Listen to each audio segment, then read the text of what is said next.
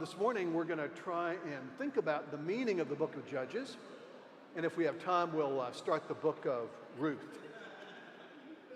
So just a couple reflections on thinking about now Judges as a whole and what it might mean for Christians living in the 21st century. So I think that, by the time that any Christian reader kind of finishes the book of Judges, you've put a lot of effort into reading it, you've kind of hung on for all the stuff that happens, probably, most likely, your initial reaction is going to be one of disappointment. Because, to be honest, right, Judges is not what you would call like inspiring, okay? And so we want to think about why that is. One thing that's certainly the case, right, is that we don't, as we look at the judges, regardless of who they are and what they did, right, we look in vain for any sort of like models of faithfulness. If you're looking to, if you're reading Judges and you read about one judge, okay, surely there's, the next judge is going to be a role model of faithfulness, and the next one comes, surely the next one is going to be, and they just, they're not there. This is especially the case, right, after we've had some time thinking about the figures of Moses and Joshua, who are clearly portrayed as faithful leaders. Everything seems to be like like an enormous step down from them. So we just want to kind of think about why that is. I think one key to sort of thinking about the meaning of Judges, one key, is to just remember what it is. Judges falls under the category of history, right? And we just want to remember, right, what history meant in the ancient world as opposed to what it means in our world, or what many people think it means in our world. It's really important to remember that in the ancient world, and this is true for all cultures, Greek, Roman, Israelite, whatever, the reason for recording history was not merely to produce an accurate, factually correct account of what happened. That was not like the primary purpose of history. The primary purpose of history was to reflect on human events and to draw some moral or lesson from those events, right? And that's, of course, what really like all good history really does, right? It's one thing to have an accurate, factually correct, account, for example, of the Civil War. It's something else to have an historian who dives into that episode in our history and then asks the question, okay, what does this mean for us now? How did this shape who we are? How does it continue to shape who we are? And what lessons do we need to draw from it? That's kind of what the book of Judges is doing. And it's doing it in a particular context. That is, many Old Testament scholars think that the Old Testament as we have it today kind of like attained the form that we now have it after the Babylonian exile of 587 BC. That is, after the people of Israel are removed from their land, the temple is destroyed, Jerusalem is destroyed, the line of David is brought to an end because the last king is killed and all his sons are killed, so that brings that line to an end. It's a sort of like catastrophe.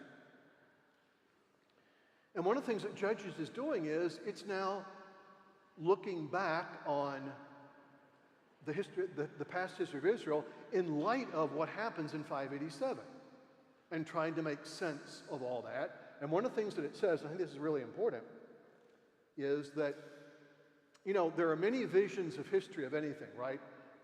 Visions of histories of churches or peoples or nations or corporations, right, where the history usually goes something like this, right? There was this wonderful golden age in our past as a family, a city, a university, or a church. There's this wonderful history there's this wonderful golden age, and then things sort of like declined from there. And then, of course, there's like a blame game that is, well, okay, who's responsible for the decline from the golden age? Well, it's them over there, right? Or the reason why the reason why our city declined is because we elected him mayor. Or the reason why our university is now in the rotten state that it is because we chose him to be president, or something like that, right? This is totally different. This history is like brutally honest because it says, actually, you know what? There never was a golden moment in the history of Israel where everything was just fine and all the people were obedient. There never was a golden era in which we started out great and then things kind of like fell apart after that because so-and-so and so-and-so and so-and-so. No. Judges is telling us that actually the problems are present right from the beginning. There is no golden age. There is covenant unfaithfulness right from the beginning. And the source of that covenant unfaithfulness is not because so-and-so leader did something wrong or so-and-so wrote the wrong book or something like that, but the real reason for covenant unfaithfulness is simply the corrupted nature of the human heart. Who's responsible for this mess? We all are. That's what Judges is saying in effect, right? Who's responsible for the mess? We all are. Not them, not him, not those people over there. It's like all of us together. Another thing that's going on here, and I think that's something we can say now, certainly at this point, we'll see more installments on this idea as we move on, right? But we've already kind of looked, right, at the books of Joshua. Now we've looked at the book of Judges. And I think we're kind of safe in drawing this conclusion, right? In the books of Exodus, Leviticus, Numbers, and Deuteronomy, we're getting a description of what I've called Torah, or the teaching of God, right? This is what God gives to Moses on Mount Sinai. And Torah, right, puts forward a kind of like an ideal for what Israel is supposed to look like, right? This is the way that people are supposed to behave. This is the way that society is supposed to be ordered. This is the way that the people of Israel are supposed to worship. This is the kind of way that Israel's leaders are supposed to behave. This is the way they're supposed to interact with people outside the covenant. Supposed to. It's an ideal. I think that what we can say now that we've arrived at the end of the book of Judges is, it's a sad message, but it's also true, right? The vision for Israel that was set forth in Torah was never realized. It was an ideal that actually was never really fully lived into. And I think that suggests a number of things, but for our purposes, I think it suggests one thing.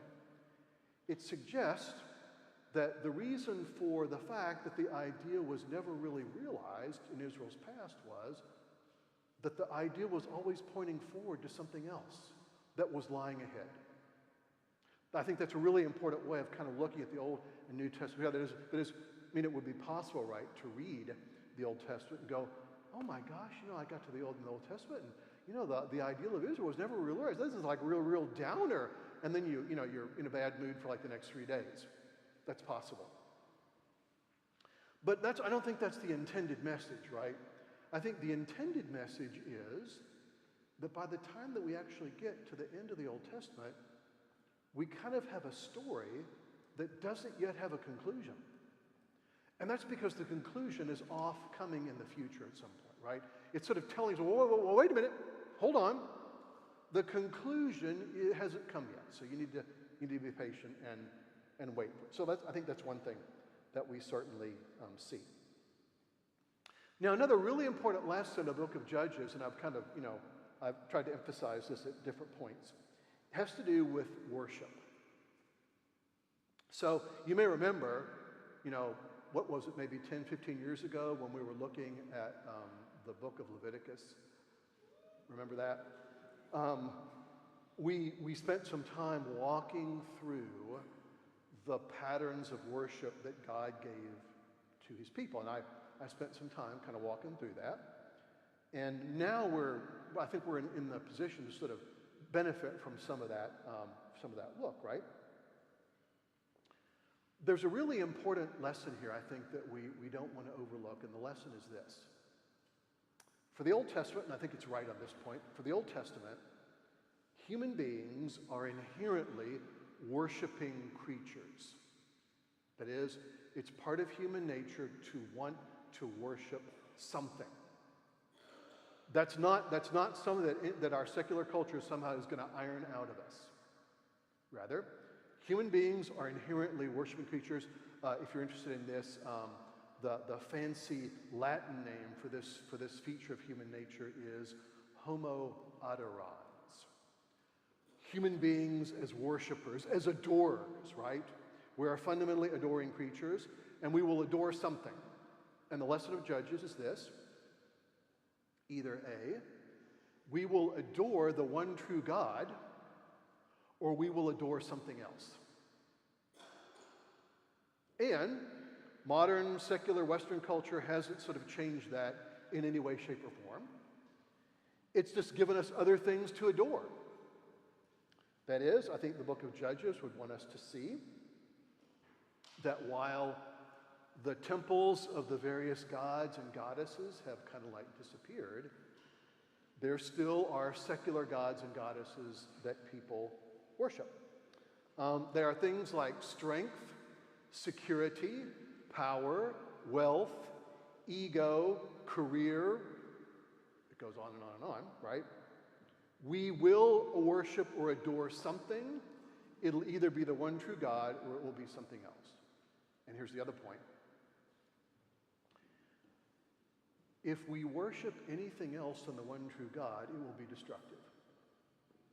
If we worship anything else but the one true God, that worship will be harmful to us, even though at certain moments we may find it fun or even enjoyable. Okay? The person who's addicted to some substance, right, initially finds the experience enjoyable until it becomes something which takes over their lives and finally destroys it. We will worship something. It'll either be the one true God or it'll be something else. If we don't worship the one true God, anything else will finally be destructive and dehumanizing. And the book of Judges is more than aware of that fact. So the reason why God is so intent on giving his people instruction about worship, right, is not that he's simply being like legalistic or he has, a liturgy fixation or something like that. Rather, in giving Israel a particular pattern of worship, that's actually an act of mercy. It's a way of allowing his people to draw close to him and not to be drawn off to worshiping other things. So, worship is an important part of both the Old Covenant and the New. We'll be talking about more about that later on. Another thing about Judges that we also, I think, want to note is it contains an interesting theology of leadership. So let me say a few words about that, a theology of leadership. And as I said, right, all the Judges compare unfavorably with both Moses and Joshua. Right? The book of Joshua ends, remember, with Joshua gathering the people of Israel together, and he has them go through, right, a liturgy in which they reaffirm their covenant with God. No judge does that. Okay? It's a very, very different pattern of leadership and also, of course, very different character. So what's going on with this theology of leadership? So I think one thing to say is this. By thinking about Moses and Joshua, right, we're kind of enabled to think about what genuine, what I would call covenant leadership involves. That is, one of the things that has to take place in genuine covenant leadership is, on one hand, you have to have leaders who have a particular character. And one part of that character, right, is that they love God and the people of God more than they love their own careers. And when push comes to shove, they're willing to sacrifice career for their love of God and the people of God. That's kind of where things at. So the thing that we're seeing, right, in Moses and also Joshua, not that either Moses or Joshua is somehow like perfection. We're aware of their flaws, but nevertheless, what we see in both Moses and Joshua is that they realize that genuine leadership always involves risk and difficulty. It's not a matter of if there's going to be risk or difficulty. It's a matter of when. And what you do when that risk or difficulty arises. Right? One of the things, and this is the thing that we see in the career of the judges, right? One of the things that we are being kind of warned against, right, is, for example, when push comes to shove, the thing that you don't want to see, and the thing that you won't see in genuine covenant leadership, right, is you will not see someone seek the path of least resistance. Because faithful leadership always involves risk and difficulty. Always.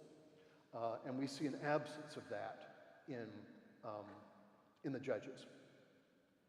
So in the Judges, right, we're reading about failed leaders in one way, shape, or form. But I think we have to be really careful here, right? We need to be careful against kind of like standing back and kind of thinking about all of them and saying, well, they're failures. You know, if I were in Samson's position, I would have never done that. Or if I was put in Jephthah's position, I would never have done that. I would have done the right thing. Well, I think what we need to do is something like this. I think we need to realize something, and that's this. Really important lesson, another kind of lesson about leadership, right? Failed leaders often fail, not merely because of themselves, but because they represent the people that they're serving. That is, the failures of the people they're serving are reflected in the failed leader. Here's where we need to take some responsibility, right? I remember this was 2-3 weeks ago in the Sunday New York Times, there was an article about failed megachurch pastors simply in the city of Dallas. And there was a listing, I think about 5 or 6, megachurch pastors who had failed in some way. In some cases it was, a marital infidelity. In other cases it was financial stuff. And, I got to the point where I really didn't finish the article. It's like, okay, yeah, know what's going on. Don't need to read the rest of it. But I think the question, right, is that in all these places, right, the question has to be, right, okay, so-and-so failed, yes, and that's awful. But did so-and-so fail because he or she simply represents us? Right? It's not, it may not be the case, right, that we're like totally innocent bystanders and oh my heavens, we have this awful failed leader over there who did all these awful things and we're shocked, surprised that this happened. So there's a relationship between leader and people that we don't want to ignore. Now, one final lesson I think we can draw from the book of Judges is this. One of the big things that we see going on, right, both in Joshua and in Judges, we'll see it continued in 1 Samuel when we get there, and that is that Israel is called to be an alternative society, an alternative people. So one way to sort of understand that, because I know some people, hear the word alternative and they think that is a synonym for like weird. So what I mean by alternative people actually is very specifiable. So let me read it to you. This actually comes from the 19th chapter of the book of Exodus. Here's the way in which Israel is supposed to be an alternative culture. Here's what God tells Moses to tell the people of Israel as they're gathering at Mount Sinai. He's to say the following. You yourselves have seen what I did to the Egyptians, and how I bore you on eagle's wings and brought you to myself. Now, therefore, if you will indeed obey my voice and keep my covenant, you shall be my treasured possession among all the peoples. For all the earth is mine, and you shall be to me a kingdom of priests and a holy nation. Let's think about that for a minute. That is, people of Israel are gathering at Mount Sinai, right? And I think what we want to imagine happening at Mount Sinai is almost sort of like a combination of a marriage and an ordination, right? At Mount Sinai, at one level, right, the people of Israel are in effect marrying God. They're entering into a sort of a nuptial relationship with God being the husband and Israel being the wife, and that metaphor gets used all the way throughout the Old Testament.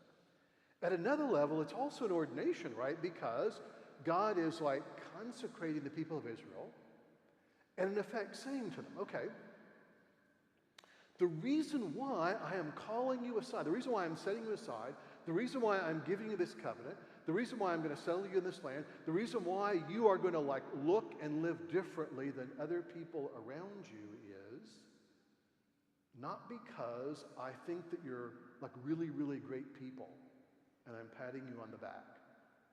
Or not because you're so wonderful and I've noticed your wonderfulness and I'm just like awed by it. It is that I am setting you apart, I'm pulling you apart because I'm going to use you as a point of connection between me and all the other peoples of the world.